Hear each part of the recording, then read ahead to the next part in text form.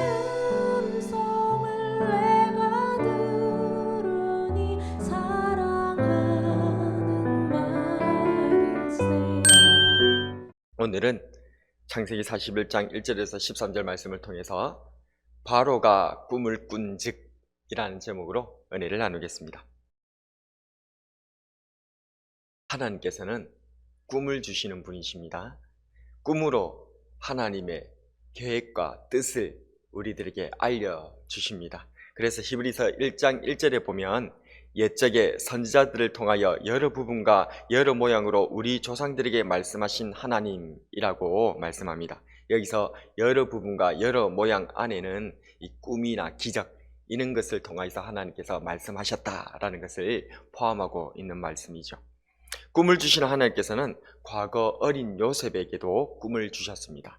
그때 요셉은 아직 어리고 미숙하여서 하나님의 그 꿈을 개인의 영달과 성공이라는 교만한 마음으로 해석하고 말았습니다.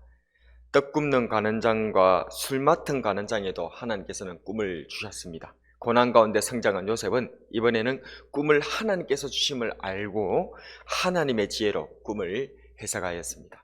이제 하나님께서는 바로에게도 꿈을 주십니다.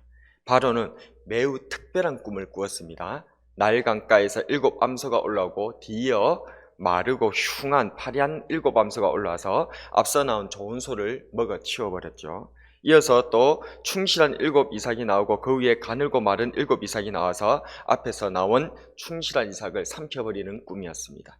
바로는 이 꿈을 꾸고는 마음이 번민이 되었고 이 꿈을 해석하기 위해서 그 애굽의 점술가들과 현자들을 모두 불러보았지만 해석할 수가 없었지요. 오늘 우리는 바로가 꾼 이 꿈 사건을 통하여서 하나님께서 일하시는 방식을 알아볼 수가 있습니다. 그렇다면 하나님께서는 어떻게 일하시는 것일까요? 첫 번째로 하나님께서는 겸손한 사람과 일하십니다. 하나님께서는 어떻게 일하신다고요? 겸손한 사람과 일하신다는 것입니다. 요셉은 어릴 때 하나님께로부터 꿈을 받았습니다.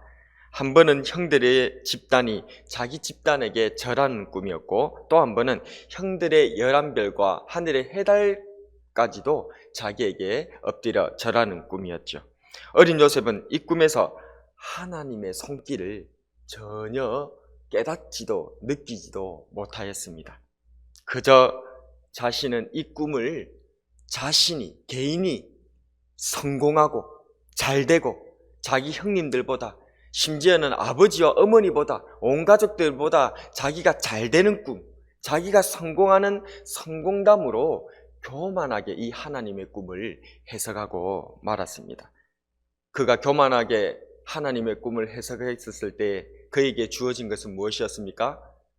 죄를 받거나 이렇게 자기의 생각대로 그렇게 아주 위대한 사람이 되는 그런 것이 아니라 바로 죽을 뻔한 위기와 그리고 간신히 목숨만 살아서 애굽의 노예로 팔려가는 이러한 고난을 당하게 되어졌던 것이죠. 성경은 말합니다. 그러나 더욱 큰 은혜를 주시나니 그러므로 일렀으되 하나님이 교만한 자를 물리치시고 겸손한 자에게 은혜를 주신다 하였느니라. 야고보서 4장 6절에 그렇게 말씀하고 있습니다. 또한 베드로전서 5장 6절에 보면 그러므로 하나님의 능하신 손 아래서 겸손하라. 때가 되면 너희를 높이시리라. 하나님께서는 겸손한 사람과 일하신다는 사실을 믿으시기를 바랍니다. 두 번째로 하나님께서는 어떻게 일하시는 것일까요? 하나님께서는 사람을 움직여 일하십니다. 하나님께서는 어떻게 일하신다고요? 사람을 움직여서 일하신다는 것입니다.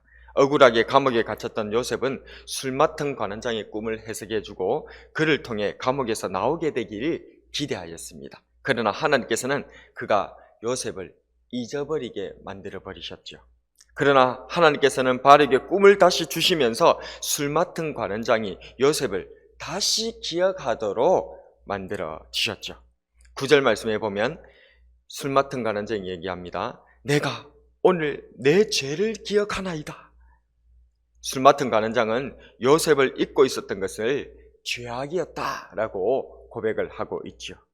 그는 바로가 꾼 꿈 앞에서 자신이 꾸었던 그 꿈을 기억해내었고 자신의 꿈을 해석했던 요셉을 기억하면서 그 요셉과 함께 하셨던 하나님을 기억해내고는 두려워하였던 것입니다. 하나님께서는 사람을 움직여 일하시는 분이십니다. 사람을 감동시키시고 사람을 보내어 주시고 사람과 합력하여서 선을 이루게 하시는 분이신 줄로 믿습니다. 그래서 로마서 8장 28절에 보면 우리가 알거니와 하나님을 사랑하는 자 곧 그의 뜻대로 부르심을 입은 자들에게는 모든 것이 합력하여 선을 이루느니라.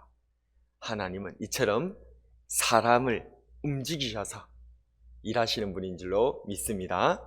마지막으로 하나님께서는 어떻게 일하시는 것일까요? 하나님께서는 하나님의 때에 일하십니다. 그리스어에는 시간에 대한 두 가지 단어가 나옵니다. 똑같은 우리 한글로 번역을 하면 시간이라는 말이지만 그러나 그 의미는 각각 다른 크로노스와 카이로스라고 하는 시간입니다. 크로노스는 자연적인 시간, 일반적인 시간, 누구에게나 동일한 시간. 그래서 우리의 시계의 그 시간이 크로노스다라고 얘기를 할 수가 있습니다. 이와는 달리 똑같은 시간으로 번역되지만 카이로스라고 하는 이 그리스어가 있습니다. 이 시간은 특별한 시간, 의미가 있는 시간, 개개인에게 다르게 느껴지는 시간. 그러니까 우리가 보내는 한 시간과 저 군대에 가 있는 친구들의 한 시간이 같겠습니까? 다르겠죠. 또 아니면 정말 죽음을 앞둔 사람의 하루와 우리가 보내는 하루가 같겠습니까? 이것을 얘기할 때 카이로스다라고 하는 겁니다. 그래서 사람들 개개인에게 의미적으로 각각 다르게 느껴지는 시간, 그걸 카이로스라고 얘기한다는 것이죠. 요셉을 보십시오. 17세의 요셉은 꿈을 주시는 주체자이신 하나님에 대한 개념조차도 없었습니다. 그러다가 감옥에서는 하나님에 대한 인식은 있었지만 아직은 술 맡은 관원장, 사람을 의지하고자 했던 요셉이었습니다. 이제 하나님께서는 요셉을 애굽의 왕이었던 바로 앞에 서게 합니다. 형들에게 노예로 팔렸던 요셉, 억울하게 감옥에 갇혔던 요셉, 그 캄캄하고 답답한 시간을 보내었던 이 요셉에게 하나님께서는 카이로스의 시간으로 찾아와 주시고 있는 것입니다. 하나님께서는 하나님의 때에 일하시는 줄로 믿으시기를 바랍니다. 요셉이 보내었던 그 많은 그런 시간들 중에서 하나님의 때에 하나님께서는 요셉을 들어서 사용하시는 것이고 하나님의 이 때가 차기까지 요셉은 기다릴 수밖에 없었던 것이고 하나님의 이 때가 임했었을 때에 하나님께서는 이 술 맡은 관원장을 통하여서 그 꿈을 기억나게 하고 또한 이 바로에게 꿈을 주셔서 요셉을 바로 앞에 서도록 하는 이 하나님의 때가 있다는 사실을 믿으시기를 바랍니다. 말씀을 정리하겠습니다. 오늘은 바로가 꿈을 꾼 사건을 함께 살펴보았습니다. 요셉에게 꿈을 주셨던 하나님께서 빵 굽는 관원장과 술 맡은 관원장에게도 꿈을 주셨고 여기 이집트의 절대자 바로에게도 꿈을 주셨습니다.